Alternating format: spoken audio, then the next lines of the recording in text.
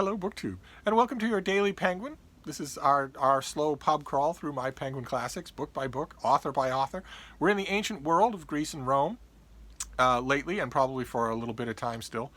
I've asked around, all of you, I put the question to you, do you want me to bounce around in time and in genre and whatnot? By far the majority has been that you'd be happy to stay in the ancient world as long as those books hold out, which is fine by me, because a lot of these are old friends. Or old frenemies, as is in the case today. Because today we're dealing with Virgil. This is a battered old copy of the David West translation of Virgil's Aeneid. Virgil was known to Maecenas, the cultural parvenu and purveyor for the Roman Emperor Augustus. Virgil was very much the state poet. Overwhelmingly powerful shaper of Latin verse, and famously meticulous shaper of Latin verse, who would sometimes be perfectly happy with one single line as the product of a whole day or even a whole week of intense contemplation. So right off the bat, you see, not my kind of writer at all, and yet there's no denying the beauty of the works that resulted from all of that persnicketyness. There's the eclogues and the Georgics. These are sort of bucolic poems that are meant to extol the wonders of simple, settled agrarian life. And a large part of the reason that they were meant to do that was to be handed out as propaganda for the rusticated troops that Augustus had used and promised land. The last thing you want is restive professional soldiers seated all over the countryside. It makes you pretty vulnerable if they're gazing longingly at their weapons in the hallway. So Virgil set to work justifying the ways of the land to these soldiers and immortalizing in what admittedly is gorgeous verse the lovely rigors of the countryside. But in addition to that, Maecenas and Augustus and a whole bunch of other powerful doers and shakers wanted to enlist Virgil's powers for nationalistic aims. They wanted a national epic. And he gave it to them. He gave them the Aeneid, in which the Trojan soldier Aeneas flees the burning town of Troy and has voyages and long adventures in a long foretold prophecy that he and his progeny will found the original race of Romans, that they will go to Italy, dispossess the inhabitants who are already there, and take over and start the quasi mythical genealogy of the great city and the great families of ancient Rome. And to do this, Virgil creates a very high profile homage to Homer, because you have both the massive institutional warfare of the Iliad once Aeneas and his men make landfall on the Italian peninsula and have to fight for every inch of what they don't in fact own. And you also have a pastiche of the Odyssey, because you've got Aeneas and his crew having all sorts of adventures, very much in explicit echo of Homer's Odyssey. And they're sort of rather ungainly mishmashed together, and whereas in Homer's Iliad and Homer's Odyssey there's hardly a line that goes by that doesn't vibrate with intense humanity, the characters, whether they be supernatural or human, all throughout Homer are so intensely human. They are so three-dimensional that you feel like you could meet them, although you'd seldom want to. Whereas not only is that organic sense of structure not present in the Aeneid, but almost nothing like that character building is present in the Aeneid, which is why people who read the Aeneid always remember just a couple of scenes. They don't remember the whole thing, and most people have blocked out the second half of the poem completely. But they remember Dido. They remember Queen Dido. They remember the grand, pathetic figure that she cuts, and they remember her doomed, I want to call it a love affair. It's difficult to call it that with a stick of wood like Aeneas, but nevertheless, the scene, the great book with Aeneas and Dido has been immortalized ever since. It has been itself pastiched countless times. But the reason why it's so memorable is because there's almost nothing like that, of that kind of humanity, anywhere else in the poem. The poem is heartbreakingly beautiful. It is incredibly well crafted. Whole adventures in one line of the Latin, largely beyond the means of English to translate. I hate to say that, I really do, but I nevertheless have to. The especially since the thrill of reading the Aeneid is really not in what happened next. It's really not in the plot, in the demotics on the surface. It really isn't there. It's kind of lifeless on that level. I know hardly anybody who reads it and is thrilled and thinks, oh, this is fantastic stuff, in the way that, for instance, they read the Odyssey. Instead, the ecstasies that I have seen about this poem mostly have come from Latinists, from people who are reading what Virgil was doing and realizing that this is truly astounding. A height of poetic artistry that no one else in the Roman world touches, or even comes close to touching. And keep in mind, I'm a huge fan of Catullus, a huge fan of Ovid, huge fan of Horace. They don't come anywhere near to what's going on, line by line, in the Latin of this poem. It's just, well, I mean, Virgil took the brief for non-poetic reasons. Now, he might have tried real hard. He certainly did try real hard, but the rough analogy that I would think of would be if Milton had actually decided to write a long epic on King Arthur for patriotic reasons, for nationalistic reasons that he didn't feel.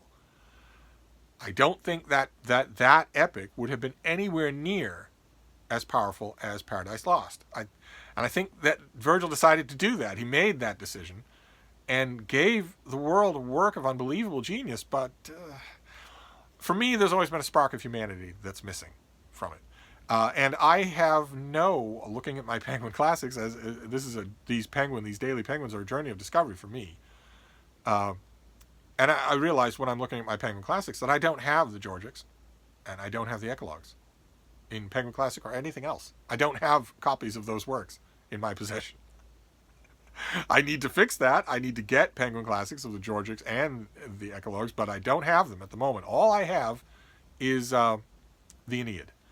And I have a few of those that I want to show you. The first one is this. This is the David West translation, and as is true of so many older Penguin Classics, this is prose, not verse. This is paragraphs and sentences. And I want to do a little side-by-side comparison to give you an idea of which ones you might like. Unlike a lot of the prose translations from Penguin Classics, of verse classics, I don't find the West version particularly good. A lot of them are. I am always a little bit distressed when literary snobs that I know in decades have said, well, if you're translating a work of verse into prose, then I'm dismissing it out of hand without even knowing anything about it. That's always bothered me a little, because some of the prose versions of some of these verse classics are actually quite good. But this is the famous beginning to the Aeneid, Arms and the Man I Sing. This is the famous beginning of it. Let me read you this, and we'll read a couple of others and see if what you think. I sing of arms and of the man fated to be an exile, who long since left the land of Troy and came to Italy, to the shores of Lavinium. And a great pounding he took by land and sea at the hands of the heavenly gods, because of the fierce and unforgetting anger of Juno. Great too were his sufferings in war, before he could found his city and carry his gods into Latium. This was the beginning of the Latin race, the Alban fathers, and the high walls of Rome. Tell me, Muse, the causes of her anger. How did he violate the will of the queen of the gods? What was his offense? Why did she drive a man famous for his piety to such endless hardship and such suffering? Can there be so much anger in the hearts of the heavenly gods? That has a directness and an energy to it, and you can hear, even without pausing to parse it, you can hear some of the breathing tricks that the translator is working in there. But it seems a little flat to me, even for Virgil. And then this next one is a standard Penguin Classic verse translation, and this is the Robert Fitzgerald translation, which Penguin Classic got. We've seen it already. We saw the Fitzgerald. I have the Fitzgerald in a Viking trade paperback, but this is the Penguin Classic of the Fitzgerald translation. Very different feeling, but let's see what Fitzgerald makes of that famous opening. This is in verse, of course. I sing of warfare and a man at war. From the sea coast of Troy in early days he came to Italy by destiny, to our Lavinian and western shore, a fugitive, this captain, buffeted cruelly on land and on sea by blows from powers of the air, behind them baleful Juno in her sleepless rage. The cruel losses were his lot in war, till he could found a city and bring home his gods to Latium, land of the Latin race, the Alban lords, and the high walls of Rome. Tell me the causes now, O Muse. How galled in her divine pride, and how sore at heart from her old wound, the queen of the gods compelled him, a man apart, devoted to his mission, to undergo so many perilous days and enter on so many trials. Can anger black as at this piety on the minds of heaven? And you can hear a couple of the changes right there. You hear some repetitions, for instance. West stays truer to the original Latin by not identifying Juno the second time she comes up in the middle of the invocation. She's identified by name at the beginning, but then at the end of the invocation, the narrator is saying what were the causes of her anger and not identifying her a second time. Fitzgerald doesn't, I guess, trust you, and so he does. And you notice a few of those other things, too, a few of the other choices that he makes. From the sea coast of Troy in early days, he came to Italy by destiny, as opposed to West, where West says that it all happened a long time ago. Those aren't exactly the same. They give you very different impressions of what's going on. And a bunch of other things. Fitzgerald is compressing quite a bit. At least maybe you get that impression, maybe you don't. And then the third Penguin Classic Aeneid that I want to show you, there's no reason for me to have three, but I do. And the third one, there is a reason for me to have it, because it is a classic and an oddity on its own. This is John Dryden's translation of the Aeneid, which gets a separate Penguin Classic volume because Dryden is himself a classic poet. He is himself a great poet, unlike Robert Fitzgerald, and unlike it's a big deal when a major poet translates a major poem, and Dryden knew that. He capitalized on that during his own day, and he is fond of rhyming couplets. I should warn those of you ahead of time who might be a little on the squeamish side. And here is his version of that beginning. And of course, as we've seen in almost all cases, it's true with almost everybody except Alexander Pope. When you throw in your lot with rhyming couplets, you're at the mercy of weak rhymes. Unless you can work a way around it, you're at the mercy of them. That crops up even in someone as good at it as Dryden. Arms and the man I sing, who forced by fate and haughty Juno's unrelenting hate, expelled and exiled, left the Trojan shore. Long labors, both by sea and land, he bore. And in the doubtful war, before he won a Latian realm and built the destined town. See, you've got town and one. That doesn't really work. His banished gods restored to heights divine and settled sure succession in his line, from whence the race of Alban fathers come and the long glories of majestic Rome. No mention of high walls, just long glories. O Muse, the causes and the crimes relate. What goddess was provoked, and whence her hate? For what offense the Queen of Heaven began to persecute so brave, so just a man? Involved his anxious life in endless cares, exposed to wants and hurried into wars. Cares on wars. Oh my. Can heavenly minds such high resentment show, or exercise their spite in human woe? If you can stand 200 pages of that, then Dryden's your man. And this is a very nice volume to have. It has a separate introduction that talks not only about Virgil's epic, but about Dryden's version of that epic. So it's the reason why I have three Aeneids, one prose, two verse, but one verse is by John Dryden. And then the third and last Virgil book that I want to show you, since I can't show you the Eclogues, I can't show you, I don't have the other two works by this author. I wish I did. I don't know why I don't, but I don't. There you go. But the one thing I want to show you remaining is something that I've mentioned on this channel before. For a little while, Penguin Classics did a series of classical authors in English, where they would line up a whole bunch of different translators in the one volume to show you all the different ways that this could be done, all the different dictions, all the different styles. And this is Virgil in English. Just a great deal of the Aeneid in here, in different passages, and a great deal of the eclogues and whatnot, all done by different hands over centuries. Absolutely fascinating. I don't think Penguin makes this anymore. I don't think they make the Dryden Aeneid anymore either, unfortunately. But that is my Virgil in Penguin Classics. I don't have all of it, and what I have is a little too much. There's no real reason for me to keep this particular prose Aeneid, so I should get rid of it and get whatever Penguin currently makes of the eclogues. I should do that. But that is Virgil. In my opinion, not a lovable author. We've seen some lovable ancient authors. I think Virgil is a little more off-putting, and I'd be willing to bet that that was intentional on his part. I don't think he had it in his temperament to write anything like what Horace wrote just naturally, any more than Horace had it in his temperament to write anything of a really official national poetry, even though he was later in life called upon to try and do that. I don't think it works all that well. But nevertheless, I'm still happy that Virgil's fatuous and clearly lying deathbed instructions to burn his poems was disobeyed.